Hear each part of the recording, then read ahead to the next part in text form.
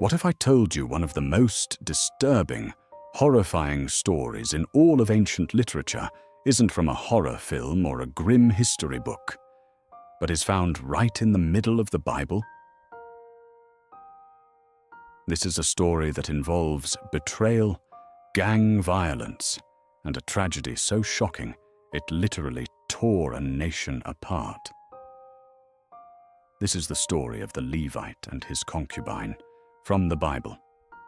And to understand its sheer brutality, we have to understand the time in which it happened. The Bible describes a vicious cycle in Israel's history after entering the Promised Land. The people would fall into idolatry and corruption. God would allow an enemy to oppress them. They would cry out for help, and God would send a judge, a military deliverer. But after each rescue, they'd fall back into chaos. This episode begins with a Levite, a man from the priestly class, living in the remote hill country of Ephraim. He had a concubine, who is usually a secondary wife with fewer legal protections. She becomes angry with him after he deemed her unfaithful and returns to her father's house in Bethlehem, over 50 miles away. After 4 months, the Levite decides to win her back. He travels to Bethlehem with a servant and donkeys. Her father is overwhelmingly joyful to see him. This is our first moment of warmth. The father-in-law is a model of hospitality, insisting they stay, eat, and drink for days, an entire feast stretching over 3 days. It feels like a story of reconciliation. But on the 4th day, the Levite insisted on leaving after the father-in-law wanted him to stay longer. They departed late that afternoon, which was a crucial mistake. As they travel north toward home, night falls near the city of Jebus, later Jerusalem, which is still inhabited by Jebusites. The servant suggests staying, but the Levite refuses to stay in a foreign city. He insists on pressing on to an Israelite city, Gibeah, in the territory of Benjamin. They arrive in the town square of Gibeah, and nothing happens. No one offers them hospitality. In the ancient Near East, this was a profound social sin, leaving travelers vulnerable. Finally, an old man comes in from working in the fields. He's not even from Benjamin. He's from the same hill country as the Levite. He takes them into his home, feeds their animals, washes their feet. It's a flicker of light in the growing darkness. But then, the knock comes at the door. Bring out the man who came into your house, that we may know him. The men of the city, a wicked bunch, surround the house.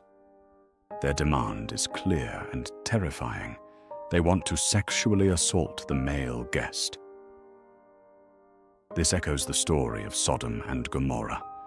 The pattern of evil is repeating itself within Israel. The host, desperate to fulfill his duty of protection, does the unthinkable. He pleads with the mob. He calls their demand wicked and folly in the sight of the true God.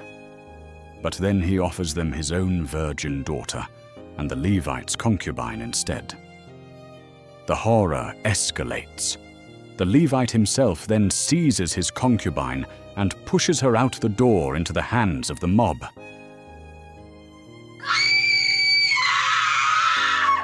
They raped her and abused her all night until the morning. She is subjected to unimaginable violence. As dawn breaks, she collapses at the threshold of the house, her hands on the doorstep. The Levite opens the door in the morning to continue his journey and finds her there. His words are chilling in their coldness. "Get up. Let us go." There is no answer. She was dead. He loads her body onto his donkey and returns home. But this episode doesn't end with his return. It descends into a macabre political act. Upon reaching home, the Levite takes a knife and dismembers his concubine's body into 12 pieces. He sends a piece to each of the 12 tribes of Israel. This gruesome parcel service was the ancient equivalent of a national alarm bell. It was a call to witness. The message was clear. Look what has happened among us. Look at the evil. The reaction is universal horror.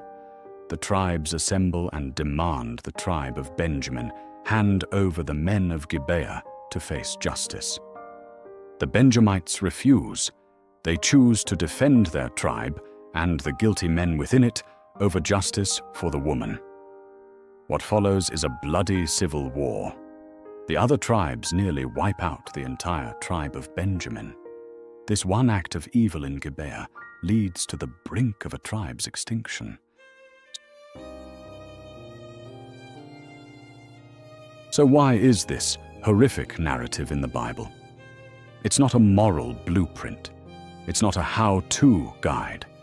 It is the ultimate diagnostic X-ray of a society in total collapse. The failure of leadership. The Levite, a religious figure, is cowardly and selfish.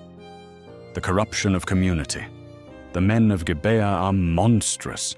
The city's silence is complicit. The perversion of hospitality. The sacred law of protecting guests is violated by the mob and tragically inverted by the host and the Levite, who sacrifice the vulnerable to save themselves. This story is the bottom.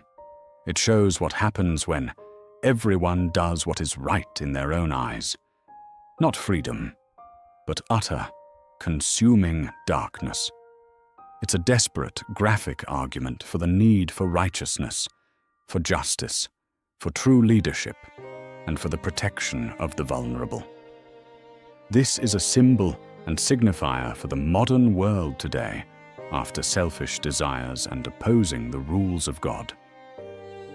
The evasion of justice on earth doesn't translate to universal justice from God, who is king above us all.